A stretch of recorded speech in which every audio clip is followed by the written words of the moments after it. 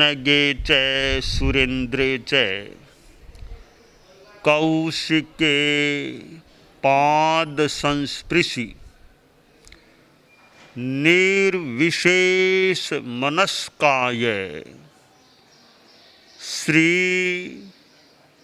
वीरस्वामिने नमः।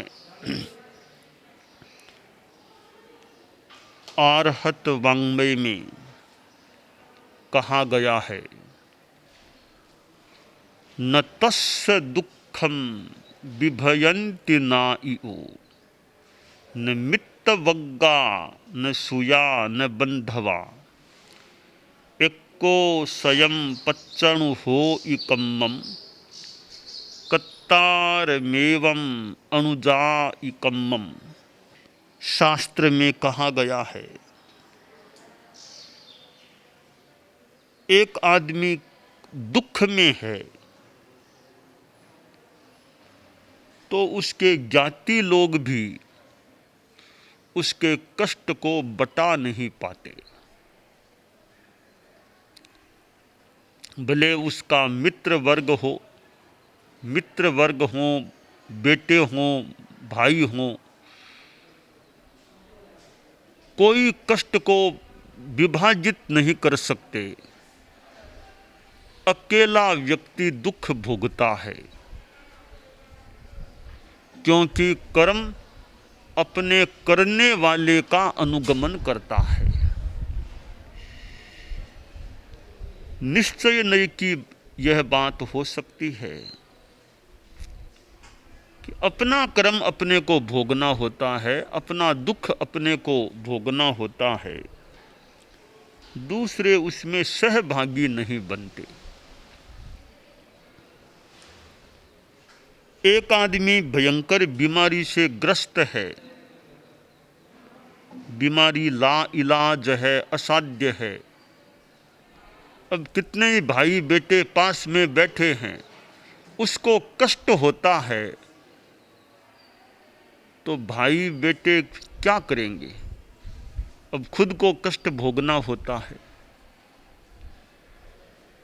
अपने कर्मों का फल खुद को भोगना होता है। यह बात बताई गई है कि खुद का कर्म खुद को भोगना होता है।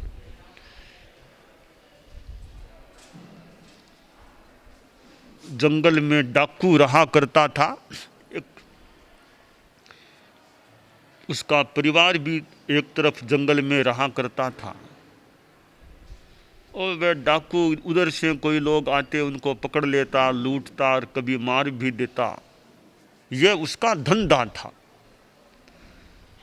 एक दिन कोई साधु उस जंगल के रास्ते से जा रहा था। साधु अकेला था और वह डाकू उधर घूम रहा था और साधु को देखा तो डाकू ने साधु को पकड़ लिया। साधु ने पूछा, रे क्या बात है, क्यों पकड़ा है मुझे, क्यों पकड़ रखा है? कभी मैं तो डाकू हूँ, मेरा तो यह काम है, पकड़ना, लूटना और मारना। आज तक तुमने कितनों को पकड़ लिया? कि सैकड़ों को पकड़ लिया, कईयों को मार भी दिया, उनकी संपत्ति लूट ली।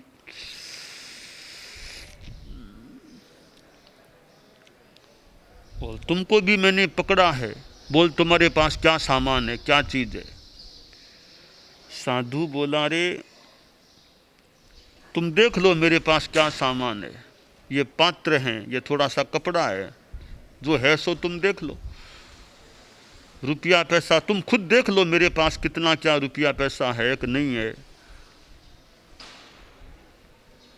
डाकू को लगा है तो कोई बहुत बढ़िया आदमी है, खास कुछ भी इसके पास नहीं है। तो साधु ने कहा, रे तुम ये डाका डालने का काम क्यों करते हो? कभी इतना बड़ा परिवार है, परिवार का भरण पोषण करने के लिए पैसा तो चाहिए ना। है मैंने पैसा कमाने का तरीका यह डाका डालना बना रखा है, इसके द्वारा जीविका चलाता हूं। साधु ने सोचा इसको ज्ञान देना चाहिए। मेरे पास आ गया या मैं इसके पास आ गया, इसका भी उद्धार हो, कल्याण हो, ऐसा काम करूं। तो साधु ने कहा, रे तुम ये डाका डालने का काम करते हो, परिवार के लिए करते हो, पूरे परिवार के लिए, हाँ पूरे परिवार के लिए, तो ये तुम जानते हो ना कि ये पाप है, ये कर्म का बंध होता है। हाँ जानता हूँ, पाप तो है, पाप का फल भी भोगना होता है। तो इस पाप का फल जब तुमको भोगना पड़ेगा, या तुम्हें जो फल विपाक का समय प्राप्त होगा, तुम्हारे परिवार के लोग भी साथ रहेंगे क्या वो पाप का फल भोगने के समय?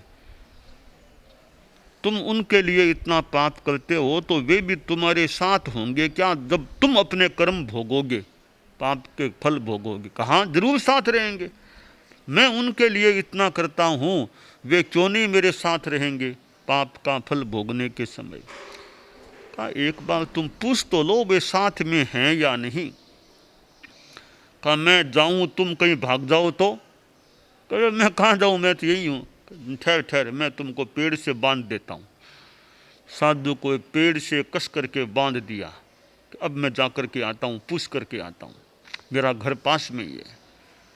डाकू घर में गया, परिवार में 15-16 जो लोग थे, इमरजेंसी मीटिंग सबकी बुलाई, सबको इकट्ठा किया, सब इकट्ठा हो गए।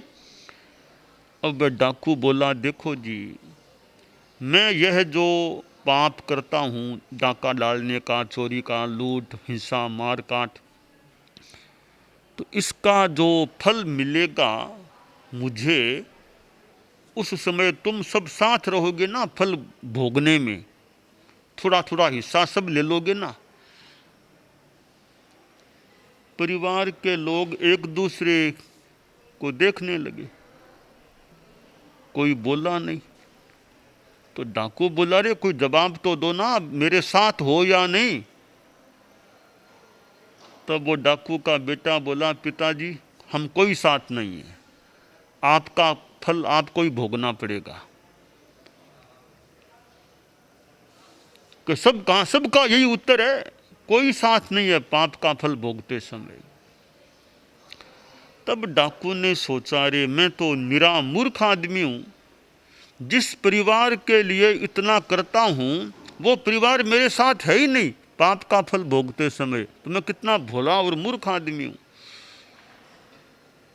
वापिस गया साधु के पास कि बाबा बात हो गई है, कोई मेरे साथ नहीं है पाप का फल भोगते समय।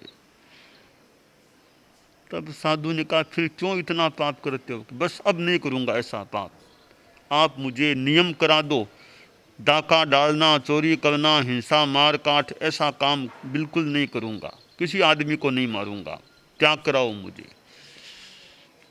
साधु ने त्याग करा दिया। फिर बोला, बाप जी अब इतना त्याग तो करा दिया, मुझे आप जैसा साधु ही बना लो ना, मैं तो अब मुझे परिवार से मोह है ही नहीं, जो मेरे कोई साथ नहीं, मैं क्यों मोह रखूं? तो आपके साथ ही हो जाऊं, मैं तो आपका चेला बन जाऊं, ऐसा मुझे साधु का वो आप दीक्षा का त्याग करा दो।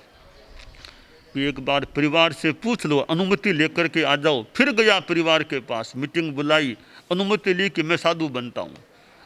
परिवार को छोड़ दिया और वह डाकू भी उस साधु के पास साधु बन गया।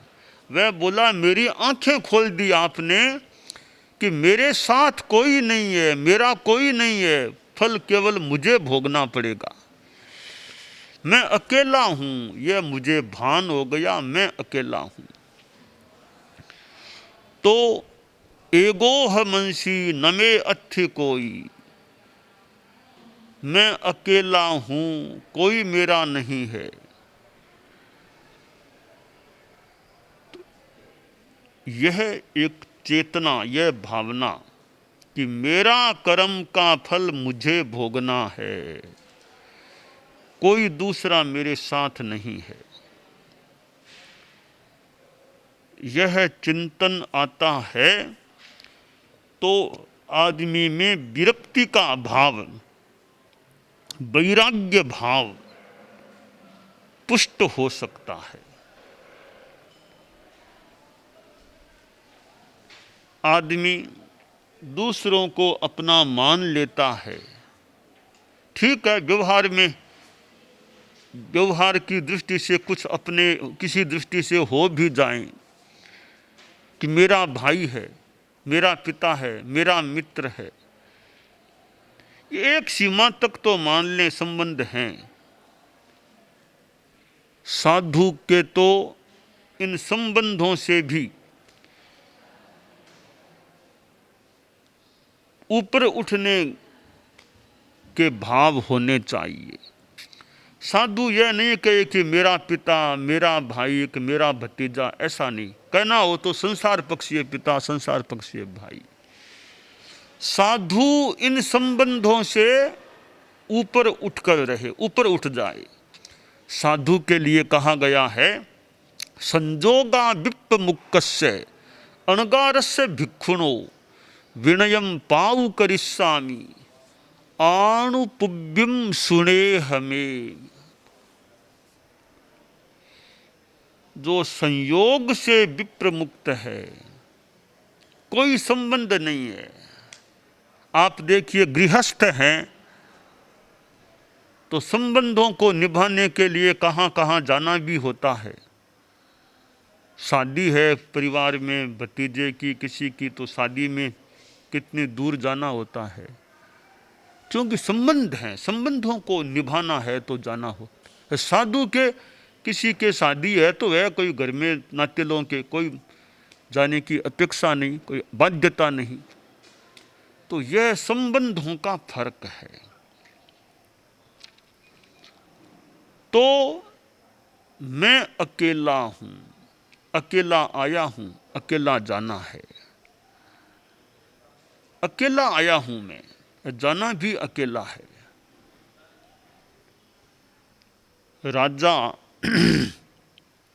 सो रहा था, नींद नहीं आ रही थी। अच्छी नींद भी कईयों को नहीं भी आती हो, करवटें बदलते रहो, नींद नहीं आती, नींद की गोली खाओ। नींद अच्छी आती है आदमी को, तनाव नहीं, चिंता नहीं, कोई गोली लेने की जरूरत नहीं। इसका मतलब स्वास्थ्य का एक लक्षण तो अच्छा है कि अच्छी नींद आ जाती है। रात को सोए, कोई दिमाग पर भार नहीं, शांति से नींद आ गई तो एक अच्छी बात हो जाती है। राजा को नींद नहीं आ रही थी तो सोचा, मुझे संस्कृत का कुछ अध्ययन, यानी राजा ने सोचा, राजा थोड़ा संस्कृत पढ़ा हुआ था, तो राजा ने सोचा थोड़ा संस्कृत का अध्ययन है, कोई संस्कृत में श्लोक बनाऊं। आज नींद आनी नहीं है, समय का उपयोग करूं, श्लोक बनाऊं।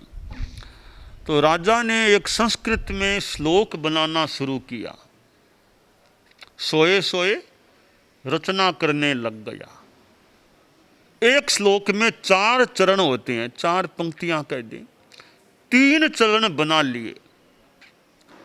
वे इस प्रकार, चेतो हरा युवतयः स्वजनोनुकूल है, सद्बान्धवाः प्रणय गर्भगिरश्च भृत्याः, गर्जन्ति दन्ति निवहास्तरलास्तुरङ्गाः,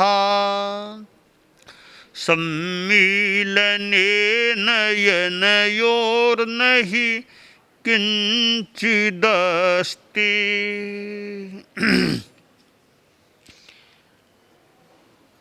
श्लोक में राजा ने उल्लिखित किया, कई बातें बताई है। उनमें कुछ बातें ये कि मेरा स्वजन लोग, परिवार के लोग कितने मेरे अनुकूल हैं, भाई बंधु अच्छे हैं, नौकर चाकर बहुत भक्ति रखने वाले हैं, कितने घोड़े मेरी घुड़शाला में हैं, कितने हाथी हैं, कितना मेरा साम्राज्य है। यूँ 3 चरण तो कुल बन गए, तो चौथा चरण बने बिना श्लोक तो अपूर्ण है। अब चौथा चरण, उसकी कल्पना दिमाग में नहीं आ रही थी। अब कवि के तो कल्पना दिमाग में आए और वो भाषा पर भी अधिकार हो तो कविता अच्छी बन सकती है। यही बात संस्कृत के श्लोकों की है। राजा बार बार 3 ही चरणों को गुनगुना रहा था। योग की बात, एक चोर भी राजमहल में आ गया था। वो राजा के शयनागार में राजा के पलंग के नीचे छिपकर बैठ गया था। संयोग की बात, वह चोर भी संस्कृत का थोड़ा विद्वान आदमी था। चोर तो बेचारा विवशता में बन गया, संस्कृत पढ़ा हुआ था, तो चोर भी श्लोक बनाने का उसके भी अभ्यास था। तो राजा ने 3 चरणों को दोहराया तो चौथा चरण इसके दिमाग में आ गया, और मैं चोर हूँ यह तो भूल गया। वहाँ संस्कृत बोल का चौथा चरण बोल पड़ा। वह इस प्रकार, सम्मीलने नयनयोर नहीं किंचिदस्ति, यानी कि राजा ने अपने वैभव का वर्णन किया तो अंत में वो चोर ने कह दिया कि आंखें बंद हो जाएगी तब आपके लिए कुछ नहीं है, यह साम्राज्य आपके लिए कुछ नहीं रहेगा। यह चौथा चरण राजा के कान में पड़ा। अरे कौन बोला, कौन बोला, बहुत अच्छी बात कही है, कहाँ है, कौन है? ध्यान दिया तो नीचे वो छिप करके बैठा था। कहा बाहर आ तू। बाहर आना पड़ा। सोचा रे बोला ही क्यों, बोला कि लादा, बोला ही क्यों मैं। अब तो बोला महाराज माफ करो, चोर हूं, चोर हूं। खैर चोर क्या वो अलग बात, तुमने बहुत सुंदर बात कह दी है कि सम्मीलने नयनयोर नहीं किंचिदस्ति, आंखें बंद हो जाने के बाद कुछ भी नहीं है। तो तुम तो मेरे गुरु हो, तुमने मुझको ज्ञान दे दिया। चोर हो चाहे कुछ भी, तुम मेरे लिए तो गुरु बन गए हो। तुम्हें कोई भय नहीं, मैं अभय दान देता हूं, तुम्हें कुछ नहीं कहूंगा, मैं तुम्हें गुरु के रूप में मानता हूं। राजा बोला रे मेरे मन में था, मेरे पास इतना इतना, पर तुमने ज्ञान दे दिया कि आंखें बंद हो जाने के बाद कुछ नहीं है, सब यहीं रह जाएगा रहने वाला, साथ क्या जाएगा। यानी मैं अकेला हूं, मेरे साथ कोई नहीं जाने वाला है। ये धर्म का मानो मर्म है कि मैं अकेला हूं, कोई मेरे साथ निश्चय नहीं में नहीं है। व्यवहार में ठीक है, निश्चय में कोई मेरे साथ जाने वाला नहीं है। धन पैसा भी कोई साथ थोड़ा ही जाएगा। जिंदगी में बहुत कमाए हीरे पन्ने मोती, जिंदगी में बहुत कमाए हीरे पन्ने मोती, पर क्या कहूँ ए दोस्त कफन में जेब नहीं होती। पर क्या कहूँ मेरे दोस्त कफन में जेब नहीं होती। तो ये हीरे पन्ने मोती कुछ भी साथ नहीं जाएंगे। तो प्रश्न है हमारे लिए, साथ में कौन जाएगा, उस पर ध्यान दें जो मेरे साथ में जा सकने वाला है। परिवार के लोग साथ नहीं जाएंगे, ठीक है, धन संपत्ति साथ नहीं जाएगी, मकान साथ में नहीं जाएगा, दुकान साथ में नहीं जाएगी, तो कोई साथ में जाने वाला है? यह शरीर है स्थूल, यह भी साथ नहीं जाएगा, तो फिर साथ में कौन जाएगा? यह बड़ा महत्वपूर्ण प्रश्न है कि साथ में कोई जाने वाला है या नहीं। तो अगले जन्म में साथ जाने वाला सूक्ष्मतर शरीर तो है, सूक्ष्म शरीर है, तेजस और कार्बन शरीर हैं, वे दो साथ में जाने वाले हैं। और जो कार्बन शरीर है उसके आधार पर आगे पुण्य पाप का फल मिलता है, यानी किए वे कर्म साथ में जाएंगे। तेजस शरीर भी जाता है पर मूल कर्म साथ में जाएंगे, तो पुण्य भी साथ में जाते हैं और पाप भी साथ में जाते हैं। तो वो भी अपने किए हुए जाते हैं, दूसरों के साथ नहीं जाएंगे, दूसरों के उनके साथ जाएंगे। तो हमारे साथ हमारे अपने किए हुए कर्म साथ में जाएंगे। इसलिए बुरे कर्म हम न करें, वरना वे बुरे कर्म साथ में जाएंगे। तो बुरे न करें, अच्छे कार्य करें। मैं अकेला हूँ यह निश्चय नहीं की बात है, इसको ध्यान में रखते हुए पापों से बचने का प्रयास करें, यह काम्य है।